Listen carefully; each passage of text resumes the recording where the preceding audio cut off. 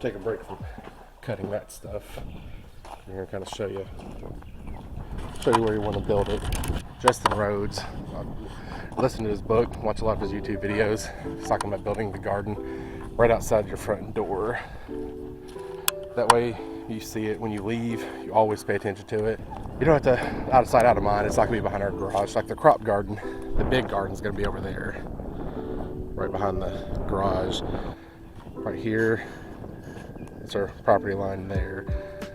It goes there. But this whole area here, there's not much grass in there in the first place. But we're gonna build the raised bed here. So it's kind of right outside of our front door. We're gonna see it a whole lot more in to drive in. We're gonna see it when we come by. So we're always gonna be looking at it. So we also built a little chicken run. Our chicks that we just put outside were 6 weeks old, 6, 7 weeks old. We built a little run for them. First night, I don't know if you follow us on Facebook, you would have seen it. First night was pretty rough. They got out. We don't have to top on it or anything, but we've been putting them, check them over here. We have been putting them in this coop with the other chickens to get them used to it. If you see in here, kind of split it in half. That way the baby chicks can get in here and get used to the other hens without them disrupting their pecking order. But today we put them out here in the sun. And I think we've decided to. This is our. We built this as a chicken run. I'd keep them in there, but since then we have let them kind of free range out here. So I think we've decided to actually board this whole thing up and turn this whole thing into a chicken coop, so we can greatly increase our numbers. Also, it'd be nice to be able to just kind of walk in there as a big chicken coop. This little area here, we're probably going to build onto it and get a rooster. And with the rooster, we're going to put them in here, so that way we can actually start brooding. Our 11-year-old, we're putting her in charge of the actual hatching. So that way, probably at the end of the year, maybe the beginning of next year, we'll have some chicks that we can hatch out and gotcha. But that way we can start hatching some and either increase our flock, change our flock, help our friends, family, things like that. As you saw in some of our other videos, our neighbor's barn blew down with the wind. A lot of the wood in here is still really good. A lot of it's still dry, still pretty great. So we're gonna use this to build raised beds, chicken tractor. Probably be too heavy to really build a lightweight chicken tractor, but it's free to help them tear it down.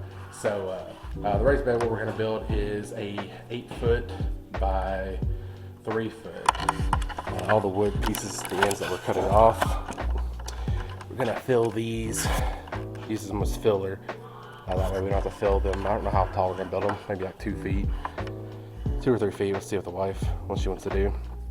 But 8 foot long by 3 feet wide, and a lot of the siding for the house, or a lot of the siding for the barn is really great. So you see how many of those we got there.